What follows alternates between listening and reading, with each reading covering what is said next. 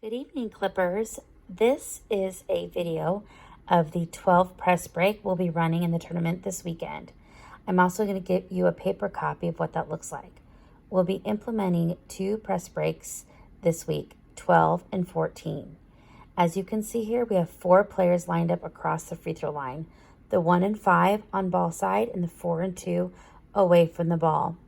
The most important things here are the screens and the good throw from the 3 down the court. In this 12 press break, you will see the 5 and 4 will set screens for the 1 and 2. At this point, the 1 will curl towards the ball and the 2 will sprint away down the court from the ball. This should leave the 2 wide open for a nice pass from the 3 player. As that pass is being thrown, the 4 player will run down to the opposite side of the basket so they may have a layup or the 2 can dribble in for a layup. Once the ball is passed to the 2, the 5 sprints down to ball side and the 1 falls at the free throw line. Once the 4 has the ball, or the 1 and 5, 2 will run to the 3-point line and 3 becomes the trailer and to stop any transition defense at the 3-point line. Now let's watch what happens without pausing. Again, the 4 and 5 are going to screen. The 1's going to curl towards the ball. The 2 runs away.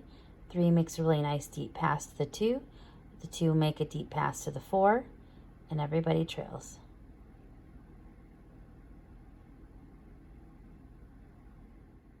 Okay, team, here is press break 14. We're going to line up in the exact same way as 12. So 1, 5, 4, 2. Now the goal here is to get the ball to the 1 and out to either the 2 or 5. So this is option 1. We're going to see what happens when the ball goes to the 2. So same thing as we started last time. The 5 and the 4 are going to set screens for the 1 and 2. The 1's going to curl toward the basketball, and this time the 2 is going to come out wide to ball side. At that point, 4 is going to roll in for a screen. 1's going to pass to 2, pass to 5, hit the 4 for a layup. 1 will be there to follow. The 5 and 2 and 3 will trail, as you see there. All right, sorry everyone, this one's a little sloppier. I couldn't get the show to work.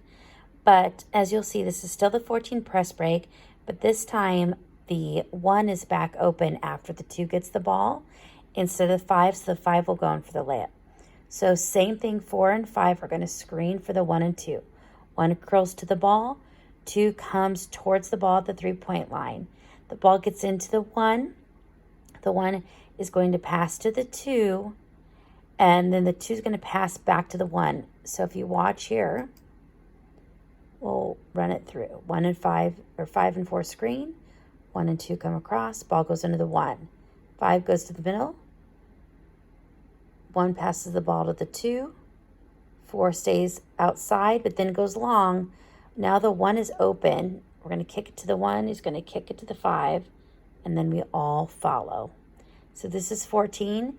This is just a version if the 1 happens to get the ball instead of the 5. So this is the press break 14. This is option 3. That's if the 1 is trapped right away and has to swing it back to our trailer 3. Remember, 3s, you always stay behind the ball so the 1 can have a place to pass back to. If you notice in this diagram, the 4 is going to go out wide once the ball is passed in. But once the 4 realizes the ball went back to the 3, the 4 has to come back for the ball, get it to the middle, and the 2 can go in for the layup. So 14 press break. Remember, the 5 and 4 are going to set screens. 1 rolls to the ball. 2 comes to the 3-point line. 3 gets it into the 1 as soon as possible, but 1 is trapped, so the 3 has to come in, and we're going to reverse the ball to the 3. So the 4 has to come back. 3 is going to pass it to the 4. The 4 is going to hit middle, and as that's happening, my 2 is going to sprint down, and my 4 is also, hopefully for a quick layup that way, and the 1, 5, and 3 will trail. So this is our box out of bounds play. We have not worked on this yet, but I'm going to go over this and practice this week. So first off, we're lined up in a box shape. The 4 and the 2 are on ball side. 4 is low, 2 is high. The 5 and 1 are opposite of the ball. The first thing that's going to happen is the 4 and 2 are going to screen away from the ball. The 5 is going to roll down towards the hoop, hopefully for an easy bucket, and the 1 is going to roll out to the wing off of that screen. Once those screens happened, the 4 needs to roll to the hoop, possibly for an easy bucket, and the 2 pops back for a possible deep pass for a 3 or just a pass out to set up the offense. So that is our box out of play. Now, if the 5 gets the ball, the 4, the 1, the 2, wherever they get the ball at, the 3 has to come in ball side. Because sometimes what can happen here is the ball can go from here to kick out to the 3 for a quick 3-pointer. Most of the boys are familiar with the play out of bounds play 4, but I just want to go over it as a quick reminder. They really need to stack up shoulder to shoulder to shoulder, because if this is the time I call someone's name for a 3 and they pop back, we have to set a tight screen in the middle. We shouldn't allow any defenders to get through. So here we line up 1 and 5 are ball side. So if you notice, a lot of times odds and evens are together. So 1 and 5 ball side, 4, 2, and they're really tightly packed on the free throw line. 1 should be just outside the free throw. When the 3 hits the ball, they all run. 5 and 4 go first.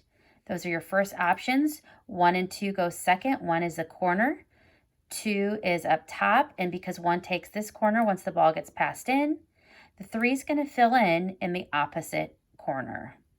That is our out of bounds play number 4. Last out of bounds play we're going to review on this video is X. It's pretty easy, but this is a good reminder of where the kids need to go and they can see it once again. The odds are ball side. So 1 and 5 are over here and the 2 and 4 are away from the ball. My guards are in the middle position. My posts are on the outside. Because my first option, my posts are going to storm in looking for an easy bucket. Otherwise, my guards are going to go to the outside. Let's see what that looks like. So my posts go first. They're not available. 1 and 2 go out. 3 hits the 5. And you notice here, because all of everyone is in a row, so 2, 4, 5, 1, we've got no one back for a transition, defense stop, or a kick out to set up the offense. So once the 3 passes the ball in, he needs to run to the top of the key. That is our out of bounds X.